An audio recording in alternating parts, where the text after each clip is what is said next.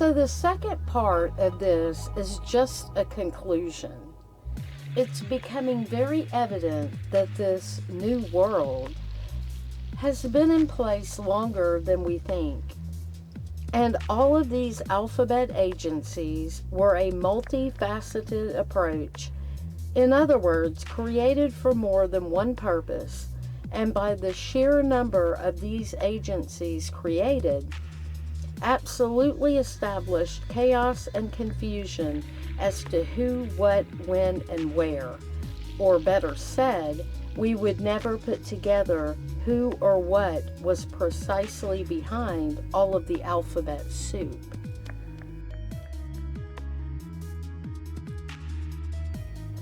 I also believe the building up to knock it down philosophy of the Masons established us not being able to track what they have really been doing or planning in secret. It's also interesting to note that for all the gusto they had for creating the murky alphabet soup agencies to build our infrastructure, they made no plans or agencies to properly maintain it. The whole knock it down aspect was and is always the goal, in my opinion, and we know this by their own words. So why is any of this important? Because just like an onion, we must pull apart each layer to see what we're really dealing with about our actual history. If we keep looking back through history, we'll see the same tactics used to distract us over and over. And we all know that there's nothing new under the sun. I mean, the Bible pointed that out to us. This is why all the agencies are established, in my opinion, to cover up and control our history, to recreate and rewrite to their liking for their purposes, which is always to deceive us. The magician's trick, if you will. So keeping that in mind, what else should we know about all of the agencies like the WPA? First, these agencies take millions of dollars of American tax money to fund themselves.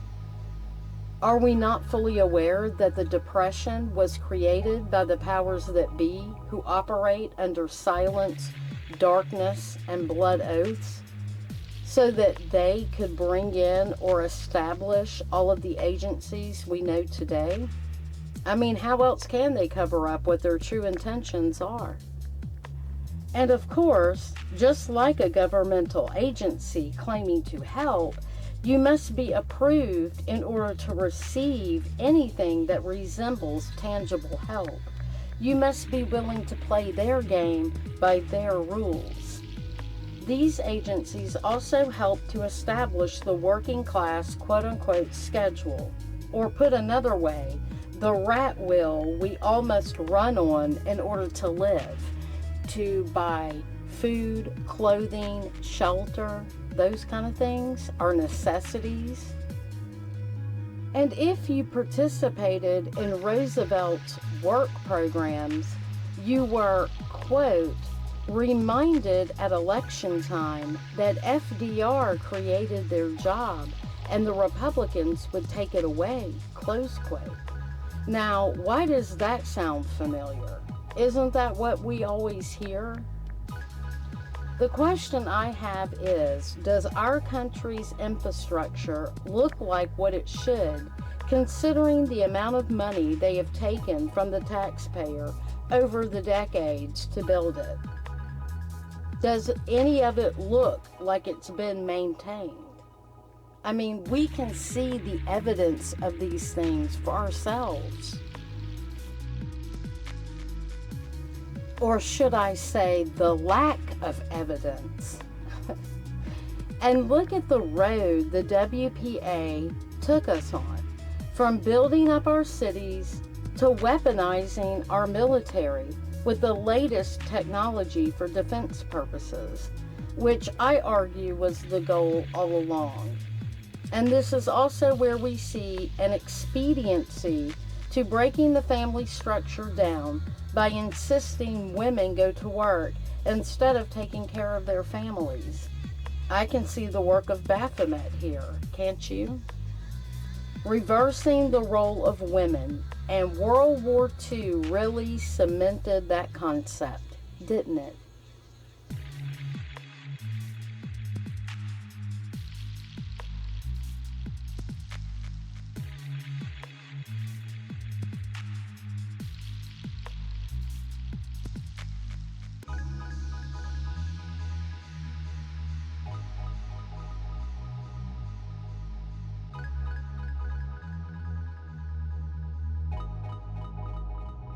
I'd say Roosevelt's administration was really busy, wasn't it? And considering what we know now, it's interesting what Cedric Larson stated. Quote, "The impact by the 5 major cultural projects of the WPA upon the national consciousness is probably greater in total than anyone readily realizes, as channels of communication between the administration and the country at large, both directly and indirectly.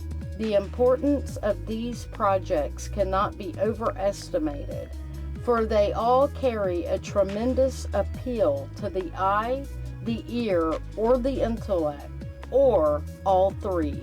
Close quote.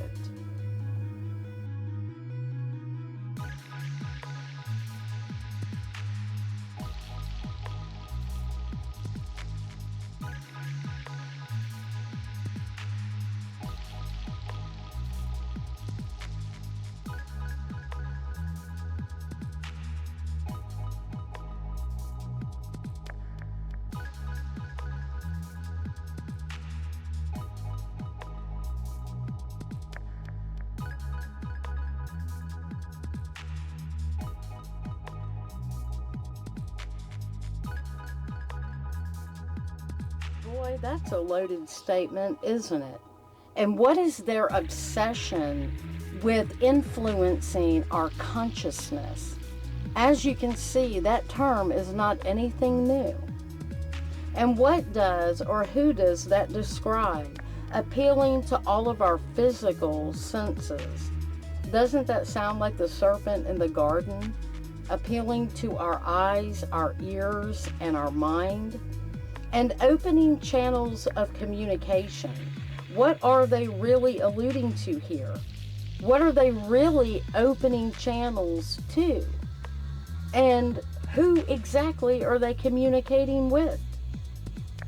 And 5 cultural projects, like the 5 points on a star, it all reflects the occultic symbology of the Masons, just like they've intended.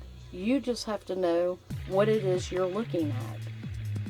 Besides leading to World War II, all of these agencies certainly kept America's attention off the temple mounds here and who were accessing and using them, performing excavations without the public's full consent or understanding of the findings. One of many tactics used for confusing and controlling the masses.